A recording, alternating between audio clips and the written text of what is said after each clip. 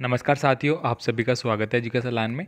दोस्तों, कक्षा 7 के लिए वार्षिक परीक्षा 2023 विज्ञान का जो इम्पोर्टेंट पेपर है वो इस वीडियो में हम देखने वाले हैं। तो चलिए दोस्तों, हम स्टार्ट करते हैं। आपको सभी प्रश्नों को लेके आपके एग्ज़ाम के लिए कौन कौन से प्रश्न है वो स्कूल से तैयार किए गए हैं, वो आपको मैं इस वीडियो में बताने वाला हूँ। तो आपसे रिक्वेस्ट होगी दोस्तों, आप चैनल पर नए हैं तो प्लीज़ चैनल को सब्सक्राइब करके ज़रूर रखें। और आपका कोई भी कमेंट आप मुझे कमेंट कर सकते हैं। पेपर की पीडीएफ फाइल आपको व्हाट्सएप और टेलीग्राम ग्रुप से मिल जाएगी, वहाँ पे जाके आप कमेंट कर देना। तो चलिए हम यहाँ पे स्टार्ट करते हैं। सबसे पहले देखिए, वायुमंडल में मुख्यतः जिस भाग द्वारा पादप कार्बन डाइऑक्साइड है वो प्राप्त करते हैं वो क्या है, कौन सी चीज़ है। अब आपको पता होगा कि पेड़ पौधे हैं, ठीक है, पादप है वो कार्बन डाइऑक्साइड गैस लेते हैं और हाँ ऑक्सीजन देते हैं, ठीक है। तो यहाँ पे देखिए, तो यहाँ पे जो फर्स्ट क्वेश्चन है उसका आंसर आप देखेंगे पत्तियाँ हो जाएगा, ठीक है। तना नहीं करता, पुष्प नहीं करता, जड़ के द्वारा दोस्तों जो पानी है और जो खाद्य पदार्थ है वो पूरे जो पादप उसमें पहुँचाए जाते हैं। नेक्स्ट देखिए, जल का अवशोषण मुख्यतः जिस अंग के द्वारा होता है वह कौन सा है। आमाशय है, ग्राशिका है, क्षुद्रांत है या बृहदांत्र है। तो यहाँ पे इसका आंसर हो जाएगा डी नंबर का। नेक्स्ट देखिए, निम्नलिखित में से किसने ऊन प्राप्त नहीं होती है। तो ऊन किससे प्राप्त नहीं होती है। तो दोस्तों याक याक मतलब जो पहाड़ी भेड़िया होता है, ठीक, उसको बोलते हैं, तो उसमें होती है। ऊँट में होती है, बकरी में होती है। घने बालों वाला कुत्ता, तो बालों वाले जो कुत्ते होते हैं उनमें ऊन नहीं होती है, तो ये आपका सही आंसर है। नेक्स्ट देखिए, जो पदार्थ अपने से होकर ऊष्मा को आसानी से जाने देता है क्या कहलाता है। दोस्तों उसको अपन चालक बोलते हैं, उसको अपन कंडक्टर बोलते हैं, ठीक है, इंग्लिश में। तो चालक हो जाएगा। कुचालक, कु मतलब जो उसको रोकता है। ऊष्मा रोधी मतलब रोधी का मतलब वही हो गया रोकना, ठीक है। तो यहाँ पे सही आंसर हो जाएगा आपका चालक, ठीक है। नेक्स्ट देखिए, यहाँ पे अगला क्वेश्चन है, निम्न में से कौन सा विकल्प उष्णकटिबंधीय क्षेत्र का सबसे अच्छा वर्णन करता है।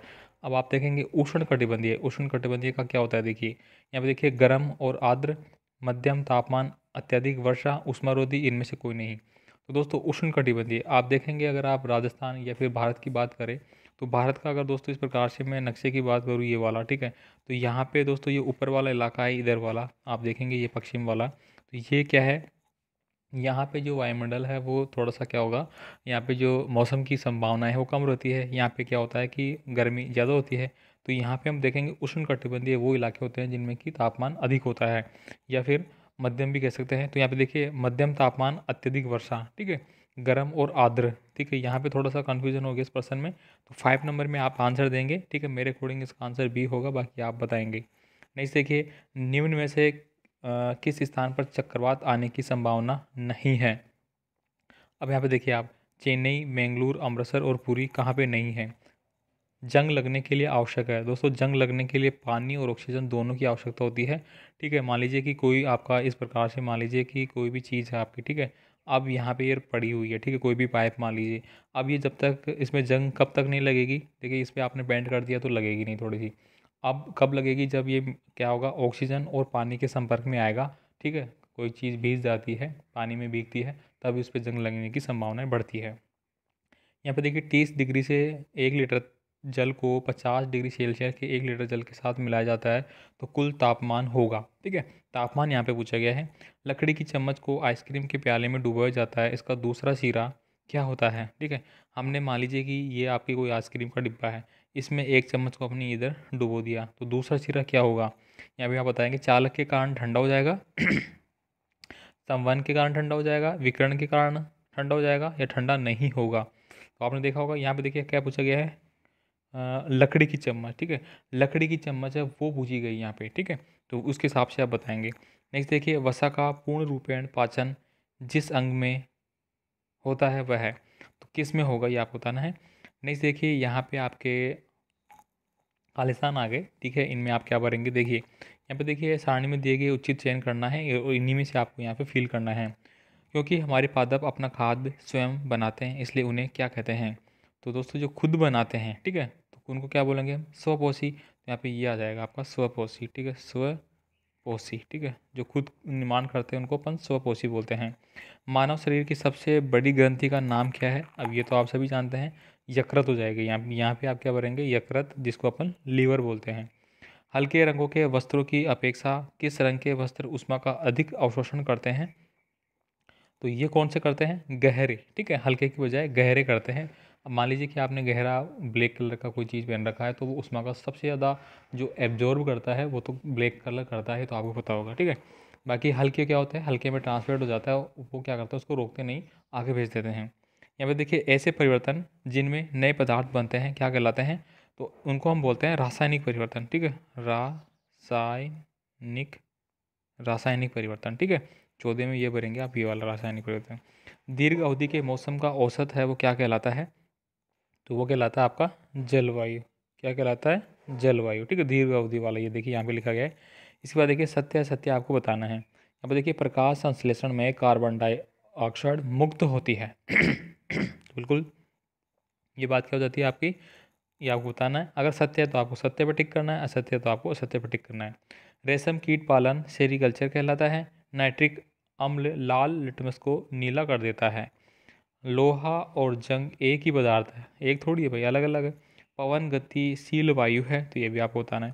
इसके बाद देखिए यहाँ पे इंपॉर्टेंट पर्सन है, इनको आप नोट कर लेना, 101% है, इन्हीं में से आपका पेपर आएगा, ठीक है, तो आपको तैयार कर लेना है। बाकी PDF फाइल आपको मिल जाएगी।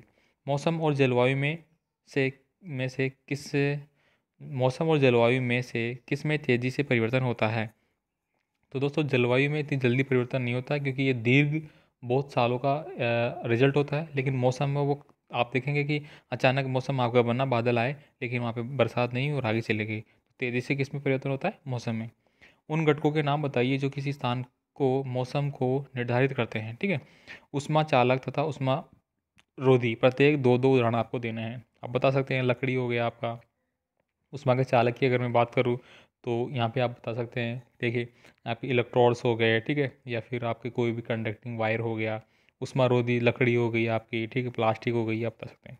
यहाँ पे देखिए निम्न शब्दों का अर्थ आपको बताना है। पालन, पालन का मतलब होता है कि किसी चीज़ का अपन उसको पालन कर रहे हैं, देखभाल करना, ठीक है, इस प्रकार से बोल सकते हैं। ऊन कटाई, ऊन कटाई का अर्थ होता है ऊन को काटना। यहाँ पे देखिए क्या लिखा गया है, यहाँ पे देखिए चक्रवात किसे कहते हैं।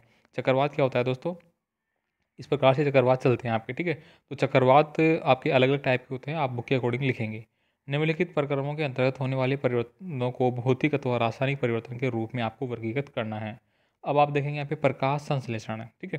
प्रकाश संश्लेषण का मतलब क्या हो गया कि आपकी कोई चीज़ आई, ठीक है, प्रकाश आपका आया, आपने उसको एब्जॉर्व कर लिया, उसको बिल्कुल पूरी तरह से बदल दिया, तो ये कौन सा परिवर्तन हो गया। अगर जो चीज़ पूरी तरह से बदल जाती है और वापस से वो रूप नहीं ले पाती है, उसको अपन बोलते हैं रासायनिक परिवर्तन, ठीक है। जल में शक्कर का घुलना, अब जल में शक्कर घुल गई, तो ये कौन सा हो गया आपका, ये भी आपका क्या हो गया, देखिए जल में आपने शक्कर को घोला, चीनी को घोला, ठीक है, और वो क्या बन गई, अब मिक्स हो गई। अब वापस से अपन शक्कर नहीं ले सकते उसको, ठीक है, तो ये क्या हो गया, इस प्रकार की चीज़ें। कोयले का जलना, कोयले का जलना दोस्तों आपका रासायनिक परिवर्तन होगा, जल में शक्कर भौतिक परिवर्तन होगा। मोम का पिघलना, मोम अगर पिघल रही है आपकी, ठीक है, तो ये भी आपका रासायनिक परिवर्तन होगा, ठीक है। अम्लों और क्षारों के बीच अंतर आपको बताना है। 101% है, 110%, ये पर्सन आपका आएगा ही आएगा एग्जाम में, ठीक है। कौन सा, हाँ, अम्ल और क्षारों में, तो आप बता सकते हैं अम्ल क्या होते हैं, लाल लिटमस को, नीले को लाल कर देते हैं, ये लाल को लीला कर देते हैं। इनके पीएच स्केल की बात करूँ तो अम्ल है वो 7 से कम होते हैं, और 7 से ज़्यादा वाले क्या होते हैं आपके, क्षार होते हैं। किसी दिए गए स्थान पर पवन की गति की दिशा पता लगाने के लिए दो विधियाँ आपको बतानी है। आप बताएंगे अपनी मृदा कैसे बनती है, इसके प्रकारों का परिभाषित कीजिए। श्वसन किसे कहते हैं, और इसका चित्र भी आपको याद करना है, इसका चित्र भी मैं आपको व्हाट्सएप पे अपलोड कर दूंगा, ठीक है, श्वसन प्रक्रिया का। तो ये कक्षा 7 के लिए पेपर था, बहुत इंपॉर्टेंट है दोस्तों, मैं फिर से बता दूँ। और यहाँ से आपके पेपर में आप देख लेना, इस तरीके से आपको एग्जाम में मिल जाएंगे। चलिए मिलेंगे अगले पेपर के साथ अगले वीडियो में, तब तक के लिए ऑल द बेस्ट, जय हिंद।